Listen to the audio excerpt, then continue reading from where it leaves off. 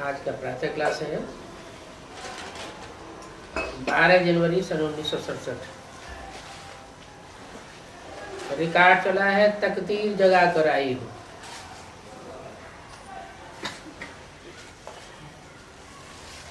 कहाँ से तकदीर जगा कर आई हो?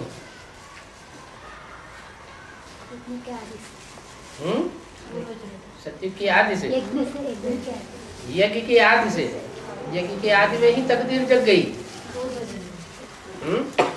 पुरुषार्थ कुछ नहीं करना पड़ा।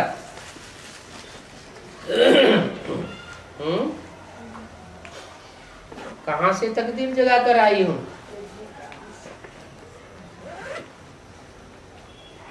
उधर देखना शुरू कर दिया।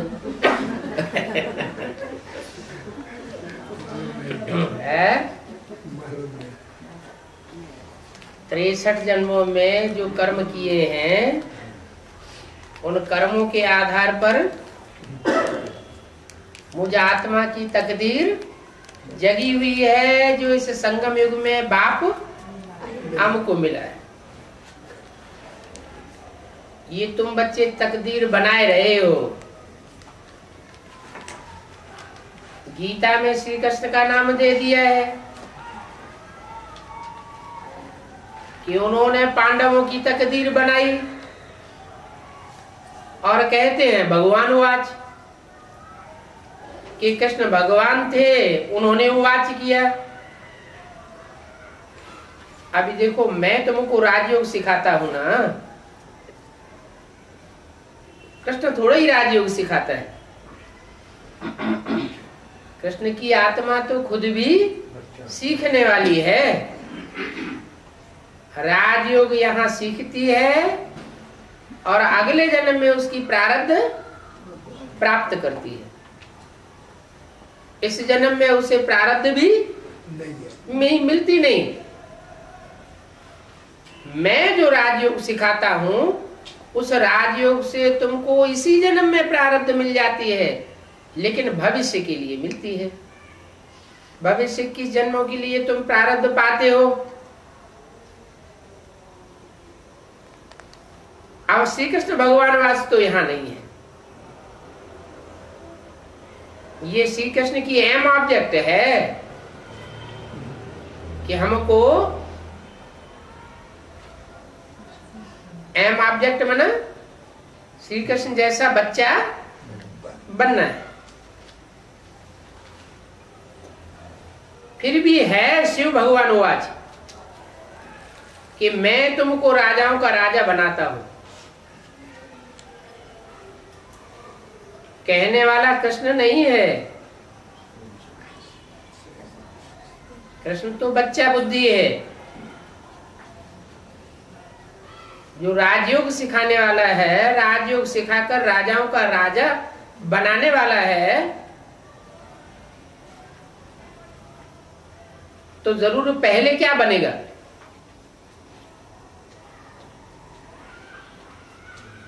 बैगर टू प्रिंस बनेगा। बाकी कृष्ण भगवान वाच नहीं है। कृष्ण तुम बच्चों की एम ऑब्जेक्ट है। ये पाठशाला है, इसमें भगवान पढ़ाते हैं। क्या गीता पाठशाला किसे कहा जाए? गीता का पाठ जहां भगवान खुद आकर के पढ़ाते हो, वो है गीता पाठशाला। अगर भगवान खुद गीता ज्ञान न सुनाते हो, न पढ़ाते हो, तो उसको गीता पाठशाला नहीं कह सकते।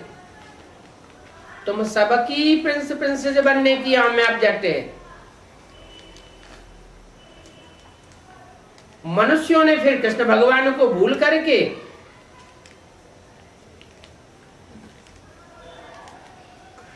भूल से नाम दे दिया है।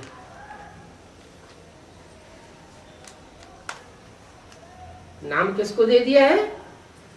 कृष्ण को भगवान नाम दे दिया है। कृष्ण ने जो अपना पद पाया, गवाया, वो उन्होंने राजयोग से पाया। ऐसे होता है। कि पढ़ाई पढ़ने वाले पढ़ाई यहाँ पढ़ते हैं और पढ़ करके पढ़ाई की प्रारब्ध अगले जन्म में पाते हैं या इसी जन्म में पाते हैं? इसी जन्म में पाते हैं। तो जरूर कृष्ण बनना तुम बच्चों की एम ऑब्जेक्ट है।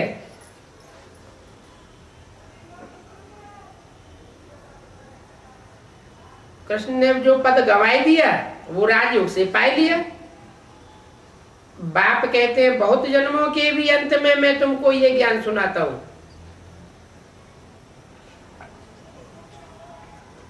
बहुत जन्मों के अंत, बहुत जन्म कब हुए पूरे? 84वां जन्म पूरा हुआ।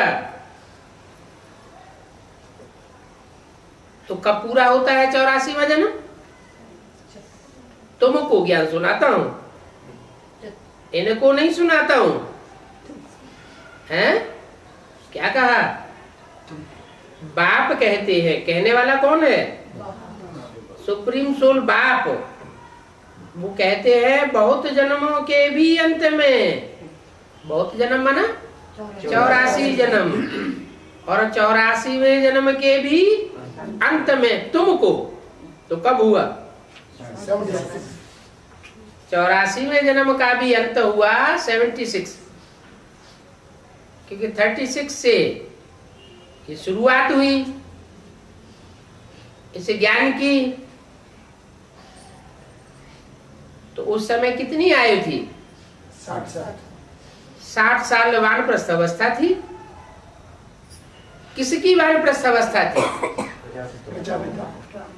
तुमको बोला।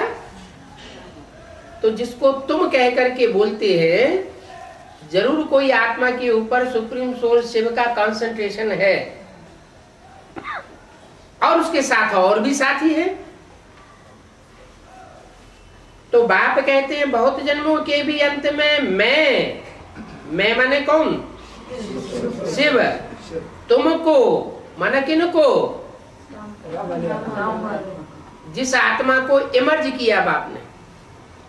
सन 67 की वाणी है ना, तो सन 67 की वाणी में तुमको कहते थे उन बच्चों को जो आदि में थे, फिर कारण अकारण चले गए, फिर उन बच्चों को इमर्ज करते हैं। तो बोला तुमको यह ज्ञान सुनाता हूं। किस लिए सुनाता हूं? फिर से यह कृष्ण बनने के लिए। कौन सा कृष्ण? जो शास्त्रों में जिसका गायन है। शास्त्रों में सतयुग के कृष्ण का गायन है या संगम युग के कृष्ण का गायन है? संगम युगी कृष्ण का गायन है। सतयुग में जो कृष्ण बच्चा पैदा होगा, माना दादा लेखराज की आत्मा वहां जाकर के जन्म लेगी, उसका गायन नहीं है। गायन तुम्हारा है। तो फिर से सो कृष्ण बनने के लिए तुमको ये ज्ञान सुनाता हूं। तो मनुष्यों को भी भूल बतानी है। क्या भूल हो गई? गीता का भगवान कृष्ण नाम। उन्होंने जिसने ज्ञान लिया उसी का नाम डाल दिया, गीता ज्ञान दाता बता दिया। अरे कृष्ण तो एम ऑब्जेक्ट है। इस पाठशाला का टीचर कृष्ण नहीं है। क्या ये पाठशाला प्रवृत्ति मार्ग की है या निवृत्ति मार्ग की? प्रवृत्ति मार्ग की गीता पाठशाला है। पढ़ाने वाला भी प्रवृत्ति मार्ग का है और पढ़ने वाले बच्चे भी बेहद की प्रवृत्ति मार्ग के बच्चे हैं। कृष्ण भी यहाँ पढ़ रहा है। कृष्ण की सोल भी पढ़ने वाली है। किसके मुख से बोला? और किसने बोला? सुप्रीम सोल ने बोला। और किसके मुख से बोला? अब कृष्ण के अंतिम जन्म के चोले से सन 67 में ये वाक्य बोला कि कृष्ण की सोल भी इस समय पढ़ने वाली है, पढ़ाने वाली साकार में टीचर नहीं है। पाठशाला का टीचर है, कृष्ण नहीं है। इस पाठशाला का टीचर श्री श्री शिव बाबा है? डबल श्री नाम क्यों लगाया?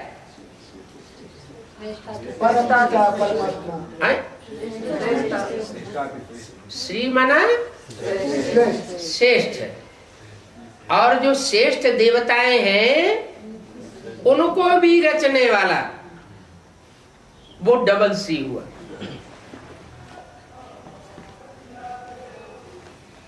तो ब्रह्मा के तन में प्रवेश किया, तो ब्रह्मा का रूप,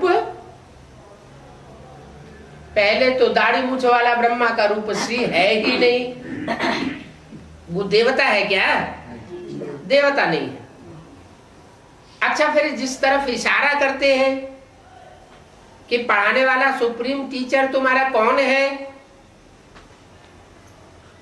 वो ब्रह्मा तो बड़ी मां है, सुप्रीम टीचर नहीं है।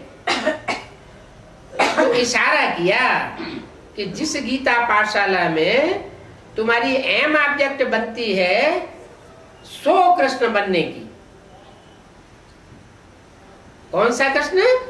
जिसका शास्त्रों में गायन है।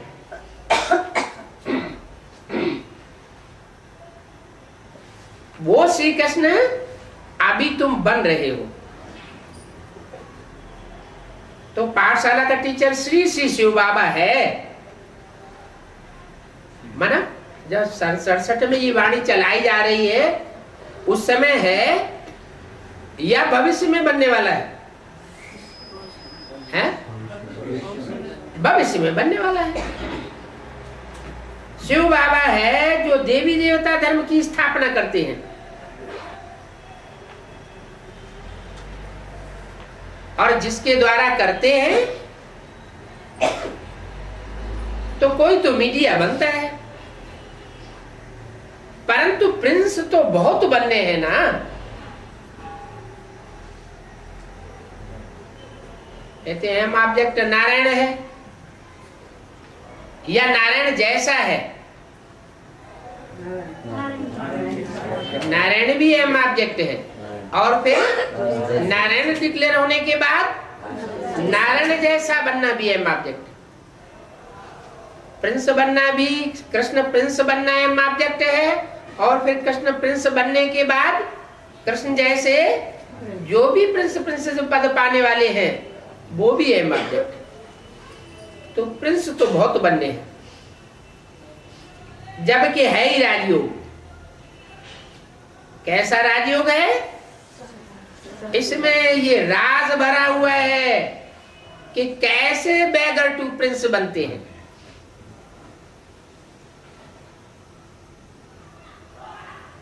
यह नहीं बनते हैं। कौन? ब्रह्मा की सोल दादा लेखराज, वो बैगर टू प्रिंस नहीं बनते हैं। ये तुम्हारा गायन है, तुम बैगर टू प्रिंस बनते हो। बाप बैठ समझाते हैं कृष्ण के बहुत जन्मों के भी अंत में, अंत के जन्म में आकर के जो पतित बन गए हैं, और जो कृष्ण पतित बन गया है उनको भी आकर के पावन बनाता हूं। कब बन गया पतित? कृष्ण कब पतित बन गया? कब बैगर बन गया? सन 36 में। सन 36 में तो बैगर नहीं कहेंगे, तो बहुत बड़े साहूकार थे। पूरी बारात की पालना की, वर्षों तक 14 साल तक पालना की। एक दिन के लिए बारात आती है तो आदमी का कचूमर निकल जाता है। वो तो 14 साल तक 300-400 की बारात की पालना की, तो उनको बैगर कहेंगे? बैगर नहीं कह सकते। फिर कब बैगर बनते हैं? शरीर छोड़ने के बाद जब कोई ब्राह्मण बच्चे में प्रवेश करते हैं तो वो ब्राह्मण बच्चा बैगर पाठधारी होता है। जो बैगर पाठधारी सीढ़ी के चित्र में नीचे कांटों की शैया पर दिखाया गया। तो बहुत जन्मों के अंत के जन्म में आकर के जो पतित बन गया है, सीढ़ी के चित्र में 2 चित्र हैं।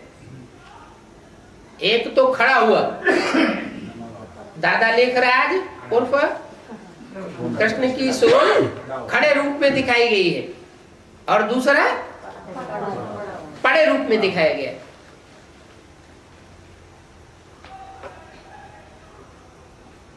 सिर के नीचे गीता रखी हुई है, उस गीता में लिखा है 5 ईयर प्लान। बैगर का रूप दिखाया है, विदेशी उसको भीख दे रहे हैं। तो जब भीख ले रहा है तब प्रिंस है या बाद में प्रिंस बनता है?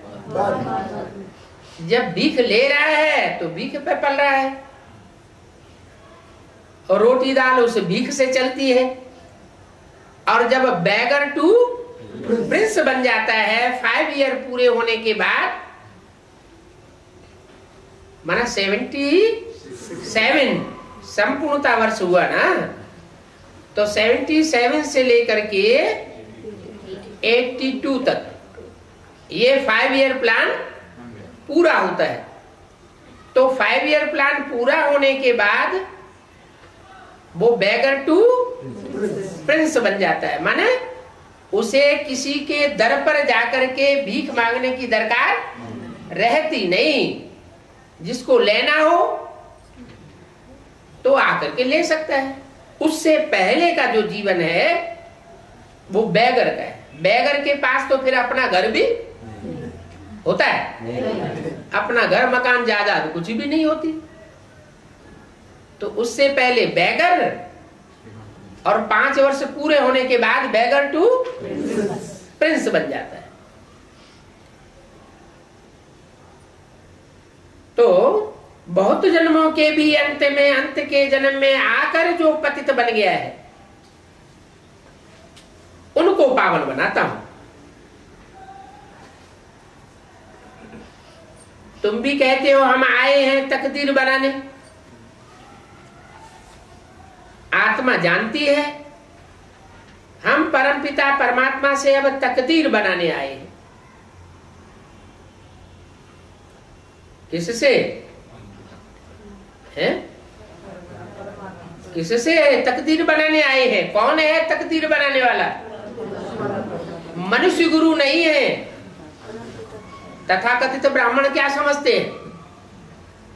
ये दीदी दादी दादाएं, इनसे हम पतित से पावन बनेंगे, ये हमारी तकदीर को जगाने वाले हैं। और तुम क्या समझते हो? तुम समझते हो कि कोई देहधारी हमको पतित से पावन नहीं बना सकता। अब परमात्मा ही हमारी तकदीर जगाने आया है। यह है प्रिंस प्रिंसेस बनने की तकदीर। कहाँ बनते हैं प्रिंस प्रिंसेस? इस जन्म में भी प्रिंस प्रिंसेस बनते हैं। अपना तन धन धाम सुहृद परिवार सब की बाजी ईश्वरीय सेवा में लगा देते हैं। पांडवों के लिए क्या दिखाया? पांडवों ने क्या खेला? जुआ खेला। उस जुए में दिखाते हैं कि पांडव अपना सब कुछ हार गए, बीवी को भी हार गए, वो भी हाथ से निकल गई।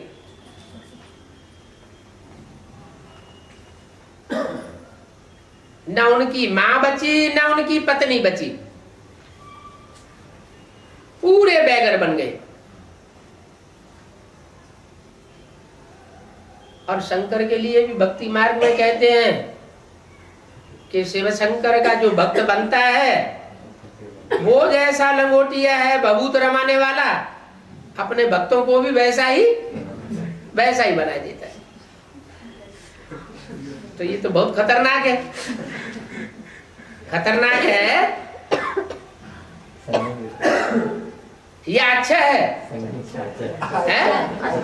अच्छा है। वो तो साफ साफ बताते हैं ना, मैं भविष्य की जन्मों की तकदीर बनाने आया हूं, इस जन्म की कोई गारंटी नहीं है, इस जन्म के शरीर की भी गारंटी नहीं देते।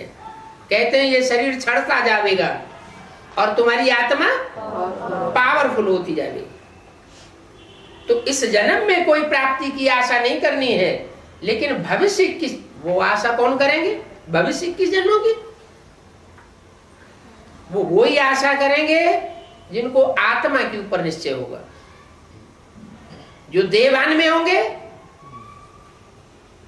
तो वो दुनिया भी पढ़ाई होती है देह के लिए, एक जन्म के लिए, और ये पढ़ाई है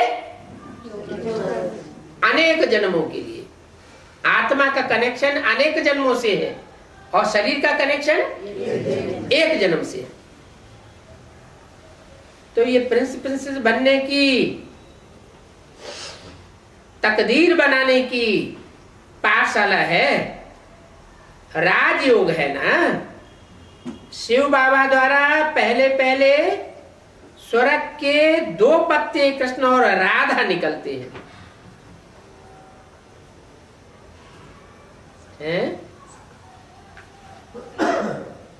किसके द्वारा? शिव बाबा के द्वारा पहले पहले 2 पत्ते निकलते हैं। कहाँ के पत्ते? संगम युग के या स्वर्ग के? स्वर्ग के 2 पत्ते निकलते हैं, राधा और कृष्ण। ये जो पत्ते बनाए हैं, बीज में से 2 पत्ते निकले हुए दिखाए, ये ठीक है, समझाने के लिए तो अच्छे हैं। कैसे हैं? जो बीज है वो बीज तो बड़ा रूप है, लिंग के रूप में दिखाते हैं, और उसमें बिंदु भी दिया हुआ है। तो बिंदु है बाप, और जो बीज है बड़ा रूप, वो भी एक स्वरूप है। तो बोला ये जो पत्ते बनाए हैं ठीक हैं, समझाने के लिए अच्छे हैं। गीता के ज्ञान से ही तुम तकदीर बनाते हो, और कोई धर्म ग्रंथ नहीं है जिसके ज्ञान से तुम्हारी तकदीर बनती हो। अने इब्राहिम ने सुनाया, क्राइस्ट ने सुनाया, मोहम्मद ने सुनाया, गुरु नानक ने सुनाया, उन्होंने जो कुछ सुनाया उसकी पुस्तकें तैयार हो गई। उन पुस्तकों से तुम्हारी तकदीर नहीं बनती है, लेकिन भगवान बाप आकर के जो सुनाते हैं उस सुनने से तुम्हारी तकदीर बन जाती है। तकदीर भी वो फिर पूरी फूट गई है इस लास्ट जन्म में। बहुत जन्मों के अंत में तुम बिल्कुल तमो प्रधान बैगर बन गए हो। अब फिर प्रिंस बनना है। क्या कहा? क्या होना है? अभी प्रिंस, फिर प्रिंस बनना है। बनना है या बन गया होगा? नहीं, ये वाणी कब की है? हाँ, 67 की है ना। तो क्या कहेंगे? बनना है या बन गया? सन 67 की वाणी है, 67 की वाणी है, तो पास्ट की वाणी है ना। तो उस समय के लिए क्या कहेंगे? बनना है या बन गया? बनना है। एम ऑब्जेक्टिव है राजयोग। फिर चाहे लक्ष्मी नारायण को दिखाओ, या राधा कृष्ण को दिखाओ। पहले तो जरूर राधा कृष्ण ही बनेंगे, चाहे संगमयुगी कृष्ण हो और चाहे सतयुगी कृष्ण हो। सतयुग में भी पहले राधा कृष्ण होंगे, फिर बाद में लक्ष्मी नारायण बनेंगे, और संगम युग में भी पहले राधा कृष्ण हो और फिर अंतर सिर्फ इतना होगा कि सतयुग में जो राधा कृष्ण बनते हैं उनको बैगर टू प्रिंस नहीं कहेंगे। क्या वो कोई बैगर टू प्रिंस बनते हैं क्या? नहीं। लेकिन संगम युग में तो नहीं, सतयुग में जो कृष्ण बनते हैं वो नर से नारायण कहाँ बनते? वो नर से प्रिंस बनते हैं, फिर बाद में नारायण बनते हैं। और तुम तो प्रिंस भी बनते हो और फिर नारायण भी बनते हो।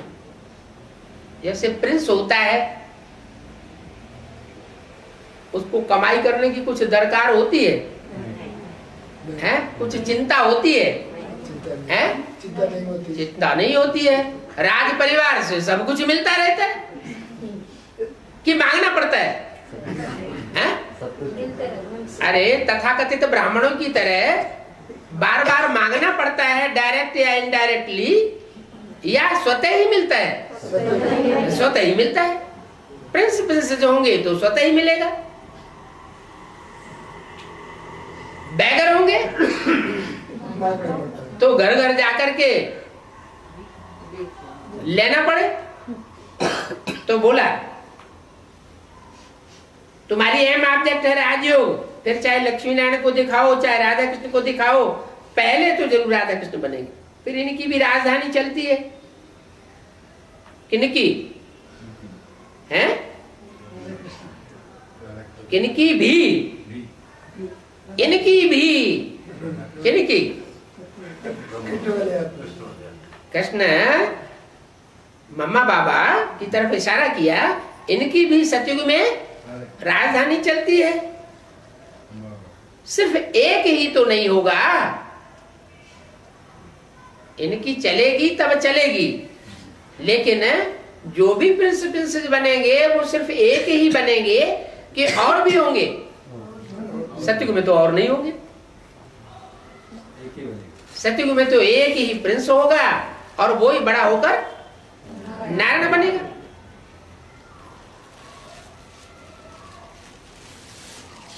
सिर्फ एक ही तो नहीं होंगे ना। स्वयंवर के बाद राधा कृष्ण सो फिर लक्ष्मी नारायण बनते हैं।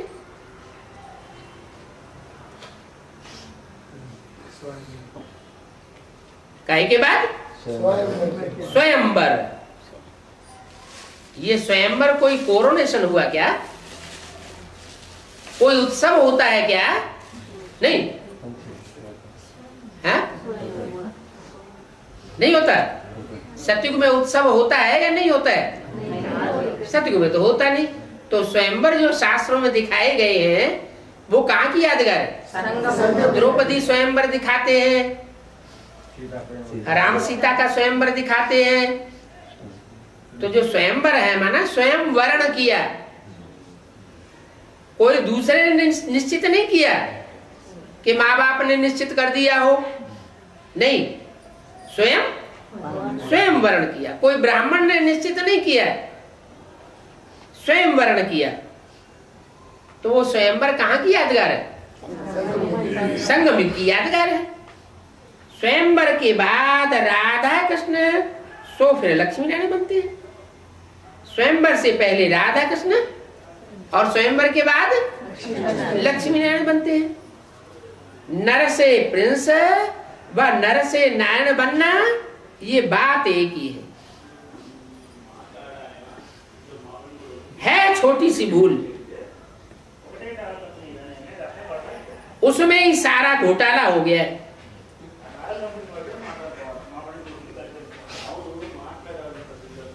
कहाँ परमपिता परमात्मा की बायोग्राफी और कहाँ श्री कृष्ण की बायोग्राफी?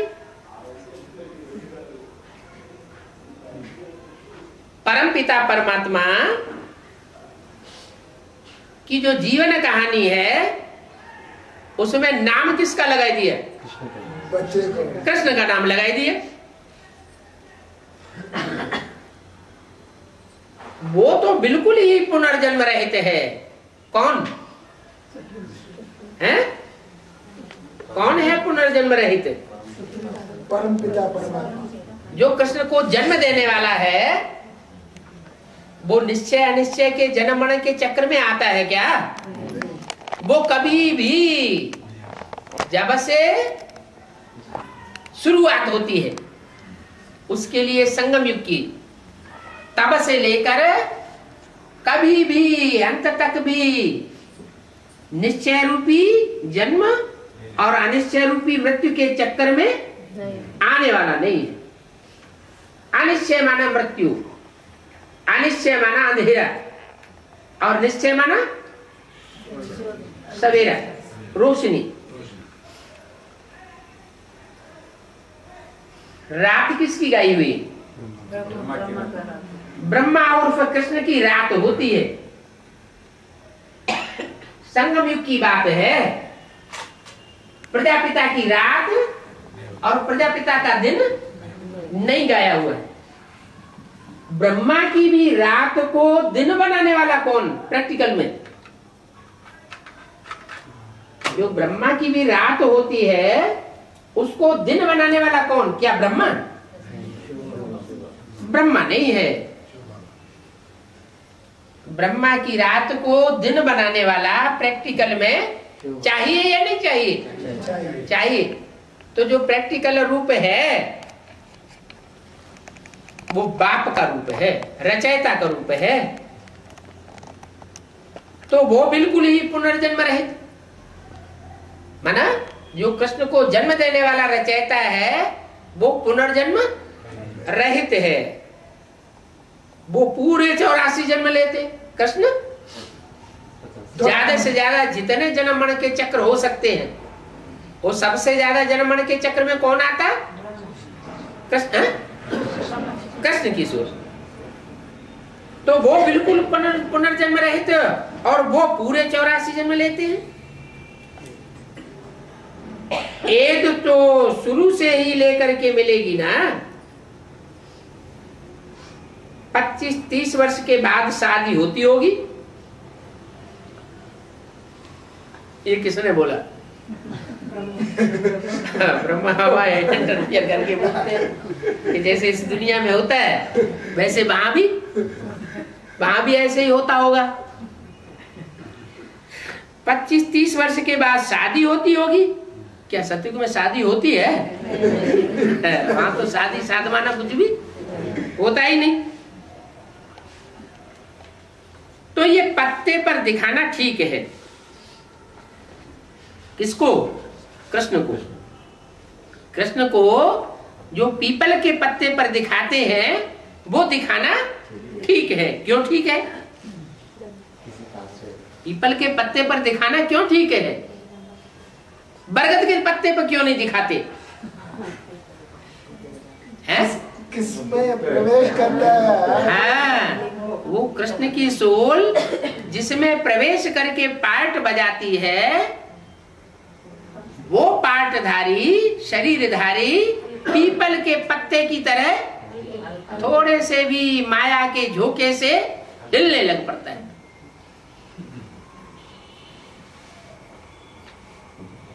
कहां कृष्ण का पार्ट और कहां उसको जन्म देने वाले का पार्ट। जन्म देने वाला रचयिता,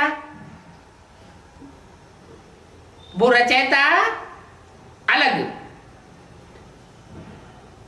और रचयिता जिसको पहले पहले अडॉप्ट करता है वो रचना भी अलग।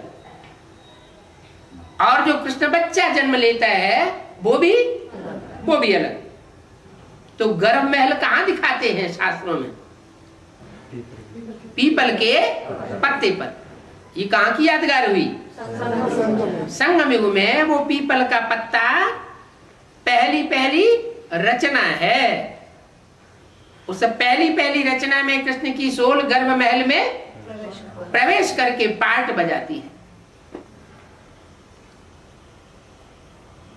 पीपल का पत्ता हिलता डुलता है तो गायन होता है, सत्य की नैया डोलेगी हिलेगी लेकिन डूबेगी नहीं,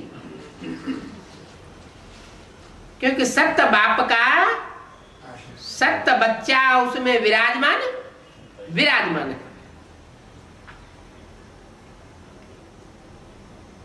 तो ये पत्ते पर दिखाना ठीक है, ये समझाने के लिए अच्छा है। तो ये भी तुमको समझाना है क्या? पीपल के पत्ते का राज भी तुमको समझाना है। और कोई ये तथाकथित दीदी दादी दादा है ब्राह्मण की दुनिया के, वो नहीं समझा सकेंगे, ये भी तुमको समझाना है भविष्य में। यह वर्तमान की बात की 67 में बोला कि तुमको समझाना है। अभी ये राज किसी ने समझा नहीं है, माने भविष्य में तुमको चल करके ये राज समझाना है कि ये गीता पाठशाला है, दूसरी कोई चीज नहीं है। भगवान बैठ राजयोग सिखाते हैं। गीता ज्ञान स्वयं भगवान सिखाने वाला है। जिसका नाम गीता रख दिया है वो सिखामणी है। जो सीख दी है उसका नाम क्या रख दिया?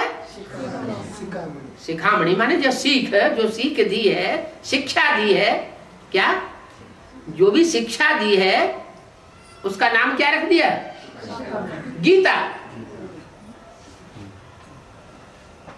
तो सबसे ज्यादा शिक्षा किसको मिली होगी? गीता माता को शिक्षा मिलती है। शूद्र से ब्राह्मण बनाते हैं, फिर ब्राह्मणों को शिक्षा दे करके मनुष्य से देवता बनाते हैं। तो शिक्षा दी जाती है। तो बताया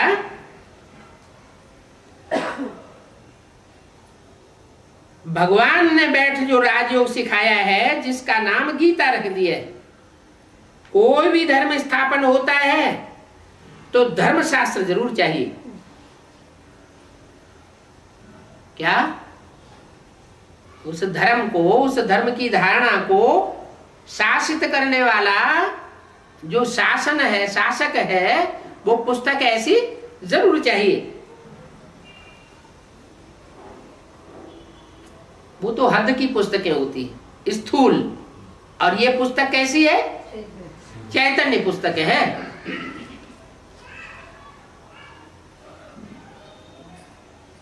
ये गीता नाम की जो चैतन्य पुस्तक तैयार होती है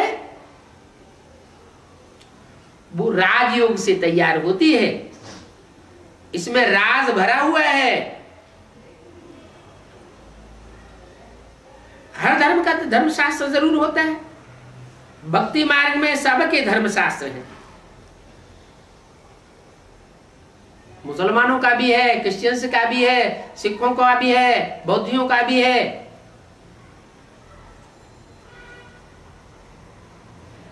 और तुम्हारा धर्मशास्त्र कौन सा है?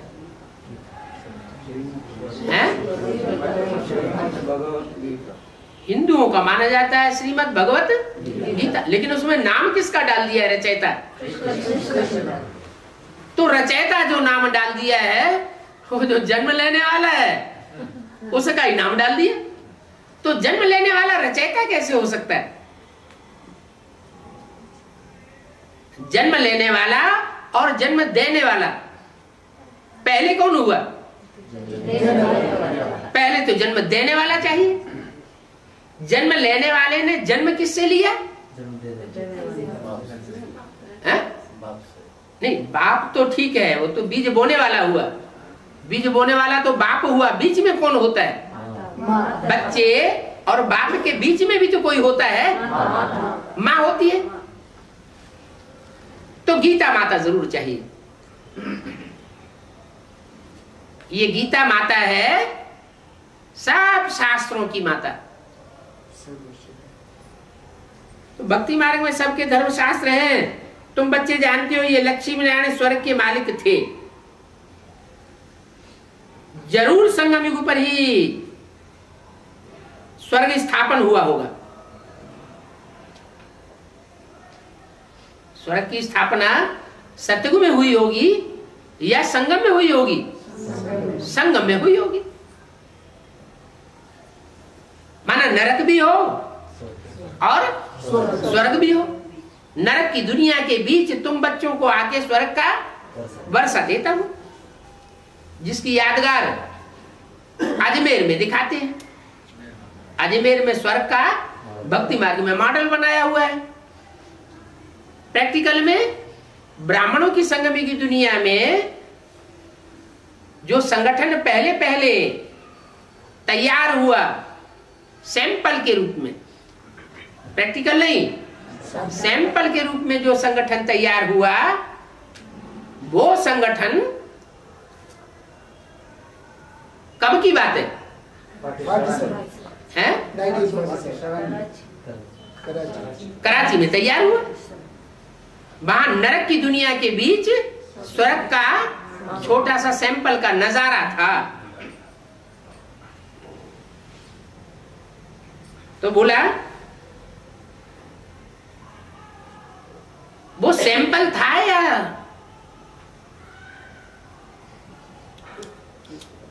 असली था? सैंपल था। तो सैंपल बनाने वाले और असली बनाने वाले अलग अलग होंगे कि एक ही होंगे? जो सैंपल बनाने वाले हैं उनको कहां का वासी बताया गया? वो जो सैंपल बनता है वो कहां बनाया गया? भक्ति मार्ग में। अजमेर नाम क्यों दिया?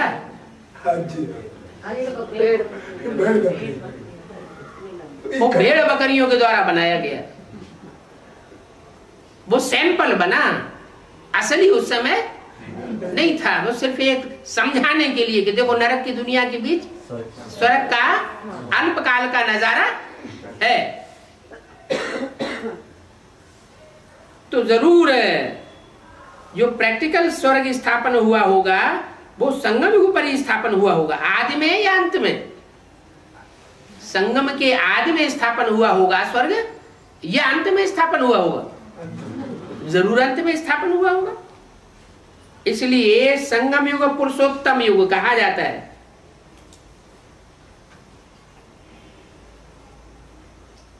किसलिए पुरुषोत्तम युग कहा जाता है? कि पुरुषों में, आत्माओं में जो जन्मण के चक्र में आने वाली हैं, उन आत्माओं में नंबरवार श्रेष्ठ आत्माएं कौन कौन है? एक प्रिंस थोड़ा ही होगा। संगम युग में एक प्रिंस की प्रत्यक्षता होगी या अनेकों प्रिंसेस की प्रत्यक्षता होगी? जो माला यादगार है वो माला कोई एक की यादगार नहीं है। वो राज परिवार 16,108 की माला का है। आदि सनातन देवी देवता धर्म की स्थापना होती है, बाकी और सब धर्म विदा हो जाते हैं। वो आदि में उसकी स्थापना होती है। जब उसकी स्थापना हो जाती है तो और सब जो भी मंदिर, मस्जिद, गिरजाघर, गुरुद्वारे हैं वो सब चलने लग पड़ते हैं।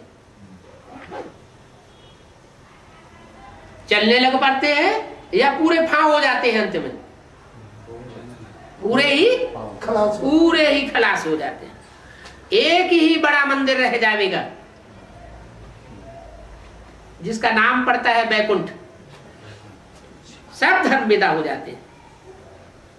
लिखा हुआ भी है परमपिता परमात्मा ब्रह्मा द्वारा स्थापना करते हैं और शंकर द्वारा विनाश कराते हैं। अब ब्रह्मा ने तो 69 में शरीर छोड़ दिया, स्थापना तो स्वर्ग की हुई नहीं और नरक की दुनिया का विनाश भी है नहीं हुआ। लेकिन वाणी में पहले से घोषणा तो कर दी थी। क्या घोषणा की थी? कि आने वाले 10 वर्षों में पुरानी दुनिया का विनाश और नई दुनिया की स्थापना हो जाएगी। तो ये बाहर की दुनिया की बात थी या ब्राह्मणों की यज्ञ कुंड की बात थी? यज्ञ कुंड की बात थी। यज्ञ कुंड के जो आसपास बैठने वाले ब्राह्मण होते हैं उनको विनाश का सेक पहले लगता है या जो दूर बैठे होते हैं उनको सेक लगता है? जो यज्ञ कुंड के पास होंगे, नजदीक होंगे, उन्हीं को सेक लगेगा। और सेक भी उनको लगता है जो अभ्यासी नहीं होते। ज्ञान यज्ञ करने के जो अभ्यासी नहीं होते हैं तो वो क्या करते हैं? आहुति डालते हैं और जब आग लगती है, सेक लगता है तो झट से पीछे खींच लेते। तो आधी आहुति अंदर गिरती है और आधी बाहर गिर जाती है। माने संपूर्ण समर्पण नहीं हो पाते। जो तन, जो मन, जो धन, जो समय और जो संपर्क ईश्वरीय सेवा में लगाना चाहिए, वो ईश्वरीय सेवा में विश्व कल्याण के अर्थ न लगा करके अपने स्वार्थ के पोषण में लगाए देते। माने यज्ञ कुंड में पूरा ज्ञान यज्ञ कुंड के तरीके से स्वाहा नहीं करते, तो आहुति बिखर जाती है। जब आहुति बिखर जाएगी तो सफल होगा या निष्फल हो गया? फिर निष्फल हो जाता है। तो ब्रह्मा द्वारा स्थापना कराता हूं। माना 69 में जिस ब्रह्मा ने शरीर छोड़ा उनकी बात नहीं है, लेकिन वही सोल, वही आत्मा फिर कोई ब्राह्मण बच्चे में प्रवेश करके पार्ट बजाती है। उस ब्राह्मण के द्वारा और उनके सहयोगियों के द्वारा ब्रह्मा द्वारा स्थापना गाई हुई है। काय की? स्वर्ग की कंप्लीट स्थापना गाई हुई है। ब्रह्मा द्वारा क्यों नहीं गाई हुई? ब्रह्मा जब कोई ब्राह्मण बच्चों में प्रवेश करता है तब क्यों गाई गई है? हाँ, ब्रह्मा का तन पुरुष तन था। पुरुष जो भी होते हैं सब दुर्योधन दुशासन होते हैं, और दुर्योधन दुशासन जो है वो स्वर्ग की स्थापना नहीं कर सकते। इसलिए फिर ये राज भरा हुआ है कि जो कन्याएं माताएं हैं उन कन्या माताओं की भी जो मुखिया है संगम युग में, उसमें ब्रह्मा की सोल माना कृष्ण की सोल प्रवेश करके फिर जगदम्बा के रूप में स्वर्ग का गेट का उद्घाटन होता है।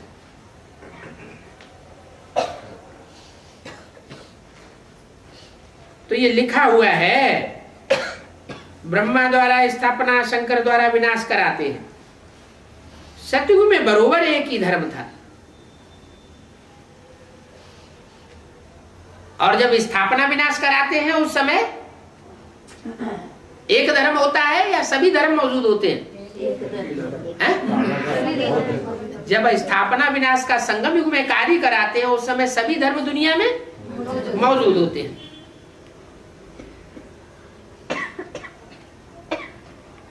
तो सतयुग में जरूर एक धर्म होता है, फिर हिस्ट्री ज्योग्राफी जरूर रिपीट होगी। अच्छी चीज के लिए कहा जाता है स्वर्ग की स्थापना होगी।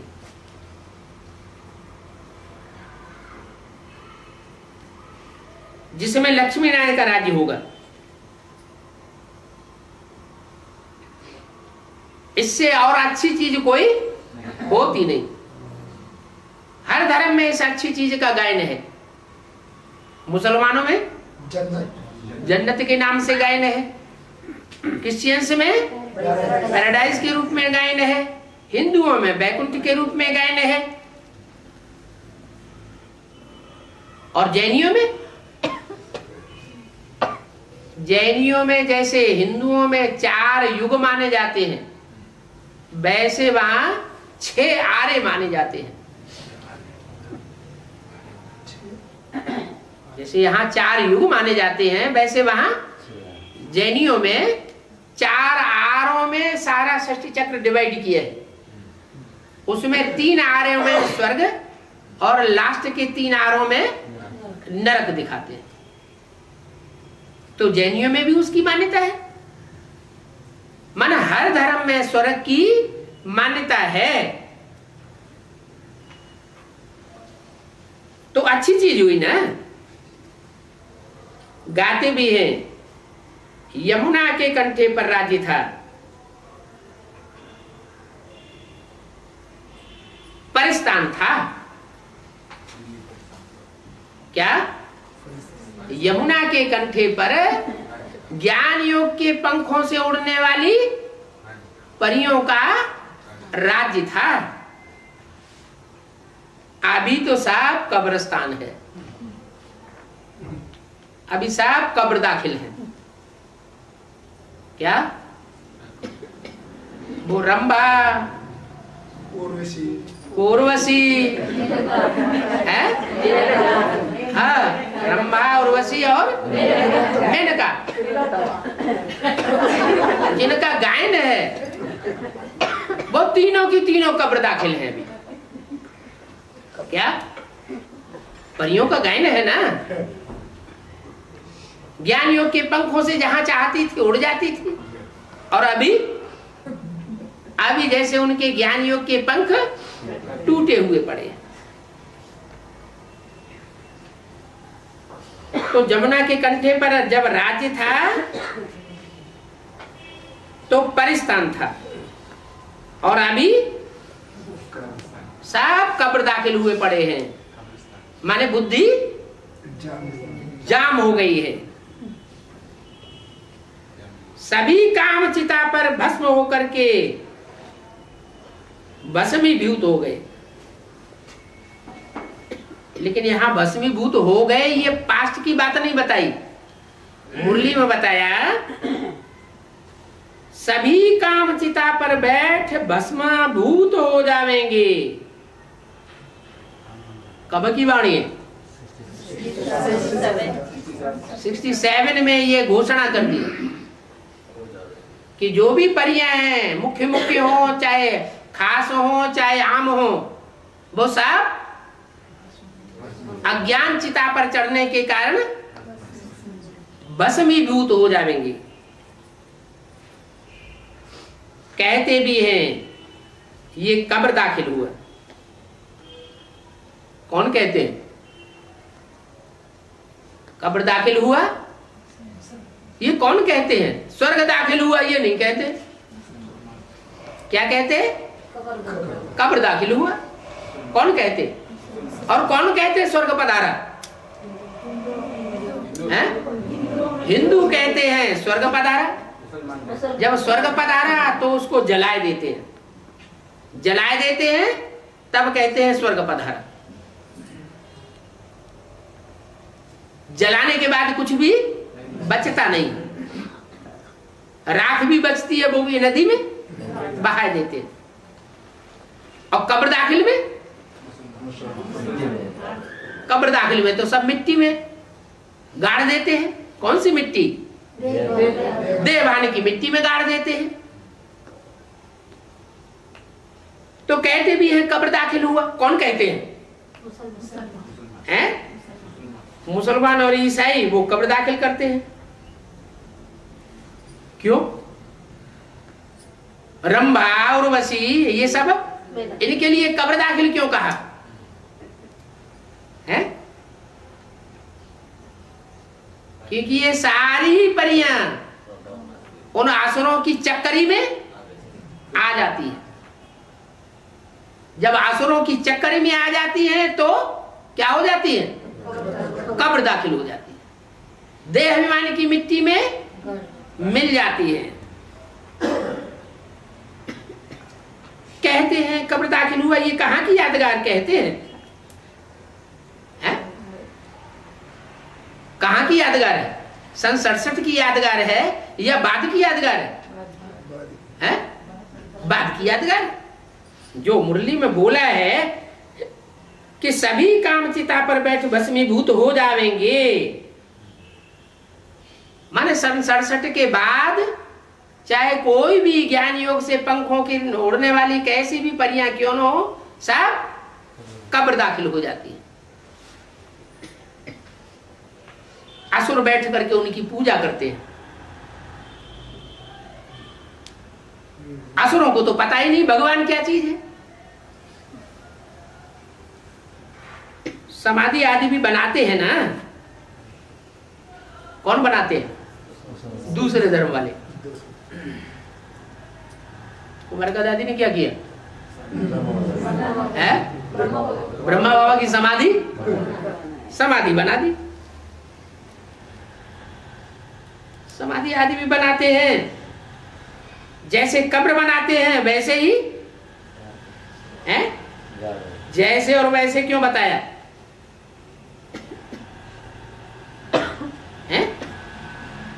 जैसे कब्र बनाते हैं वैसे ही समाधि कोई किस प्रकार की बनाते हैं और कोई किस प्रकार की बनाते हैं। क्रिश्चियंस अपने प्रकार की बनाते हैं, मुसलमान अपने प्रकार की बनाते हैं, और ब्राह्मणों की दुनिया में भी ब्रह्मा बाबा के शरीर छोड़ने के बाद अपने प्रकार की समाधि बना दी। तो जो समाधि बनाई है संगम युग में, वो संस्कार कहां से आए? 63 जन्मों से। जो 63 जन्मों में समाधि बनाते आए, कब्र बनाते आए, वही संस्कार यहाँ आकर के संगम युगी शूटिंग के पीरियड में इमर्ज हो जाते हैं। मम्मा ने जब शरीर छोड़ा तो बाबा ने समाधि नहीं बनाई, क्या किया? जला दिया। तो ब्रह्मा बाबा माने कृष्ण की सोल,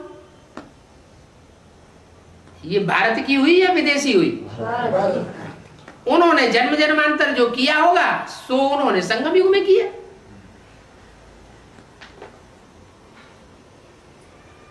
तो समाधि आदि बनाते हैं, जैसे कब्र बनाते हैं वैसे समाधि भी कोई कैसी किस प्रकार की बनाते हैं।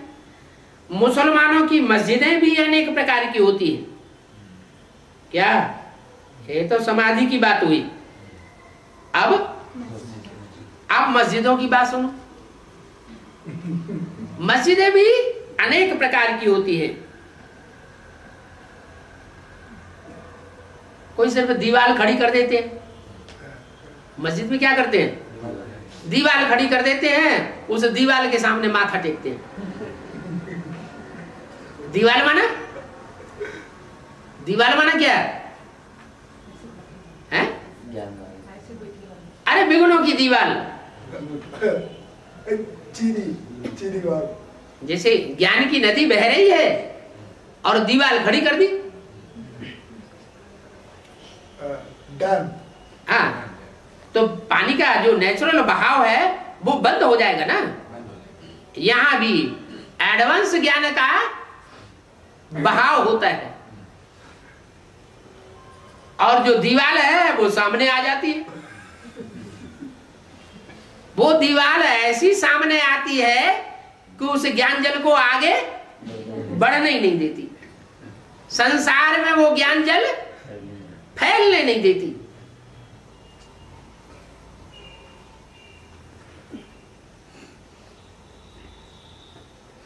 तो ये भी मुसलमान दीवार बनाते हैं।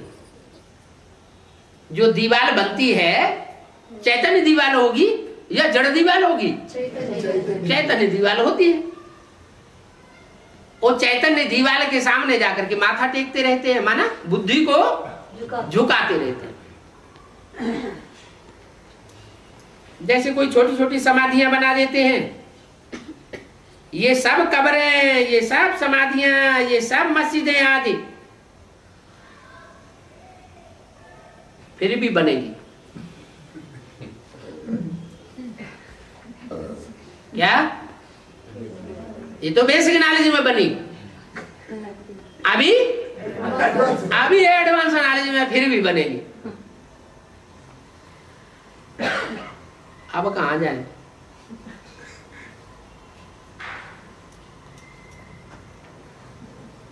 फिर ये तब बनेगी जब इनका राज्य होगा। है? संगम युग में ही राज्य होगा या अगले कल्प में राज्य की बात बताई?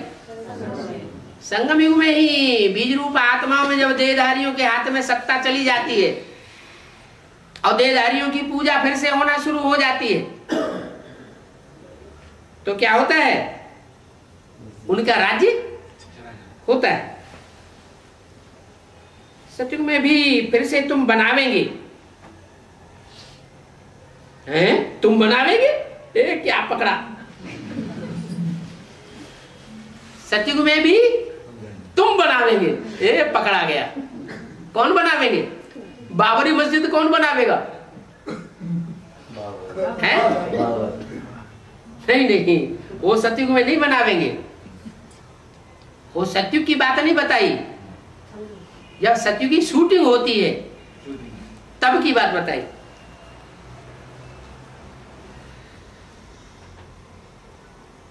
ऐसे नहीं कि कोई नीचे से सोने की द्वारिका या लंका निकल आवेगी। द्वारिका हो सकती है, लंका तो नहीं होगी। क्या? द्वैत फैलाने वाली दो अरिका हो सकती है, लेकिन लंका तो नहीं हो सकती, क्योंकि सतयुग में तो गोल्डन एज कहा जाता है राम राज्य को। सच्चा सोना जो था वो तो सब लूट ले गए। कौन? मुसलमान सच्चा सोना सारा ही भारत से लूट ले गए। मन जड़ सोने की बात होगी या चैतन्य आत्माओं की बात होगी? जो सच्ची सच्ची सोने जैसी आत्माएं थी उनको उन्होंने अपने कब्जे में कर लिया। कोनूर हीरा हीरा कहाँ चला जाता है? हैं? नहीं, वो भी विदेश में चला जाता है, लंदन में चला जाता है।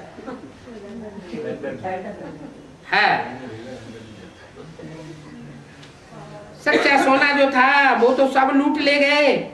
तुम समझाते हो भारत कितना धनवान था, अभी तुम कंगाल बन गए हो। कंगाल अक्षर लिखना कोई बड़ी बात नहीं है। ये तो कोई मगजखोर होते हैं जो कहते हैं। तुम तो समझा सकते हो। सतयुग में एक ही धर्म था, वहां और कोई धर्म नहीं हो सकता है।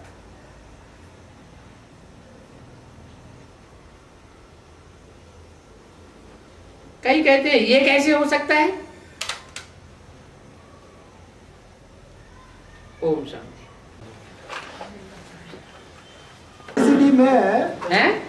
इलेक्ट्रिसिटी में है राणा प्रताप सिंह अकबर से हमला किया, कैसे हो सकता है? राणा प्रताप ने अकबर से टक्कर ली। ऐसे इलेक्ट्रिसिटी में राणा प्रताप अकबर से टक्कर नहीं ली। कैसे?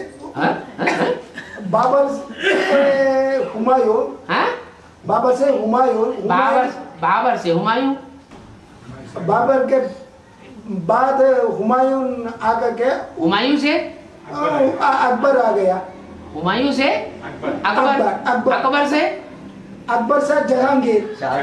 जहांगीर से शाहजहां। शाहजहां से बाद छत्रपति शिवाजी।